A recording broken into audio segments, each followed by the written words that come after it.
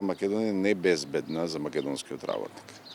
За да го направиме тоа, да ја смениме таа црна статистика, мора да делуваме на неколку сегменти, на неколку делови.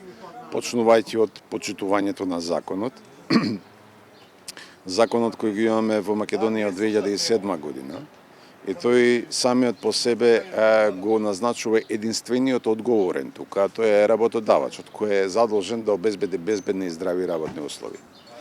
Оној кој го врши надзорот, тој е Државниот трудов инспекторат, кој што нема задача да прави проценки на ризик, нема задача да доаѓа да ги работи работите наместо работодавачот или работникот, него има како во еден фудбалски надпревар да биде судијата кој што ќе потврди дека се игра според однапред дефинирани правила. Но секако е тука и третата страна, а тоа е работникот кој не смее да биде нем наблюдувач и да чека дека некој неговите работи ќе ги заврши, него едноставно ќе биде оној кој ќе бара да има безбедни и здрави работни услови на неговото работно место и да каже кога се чувствува дека не е нешто безбедно да престане дури во екстрена ситуација да престане со работата.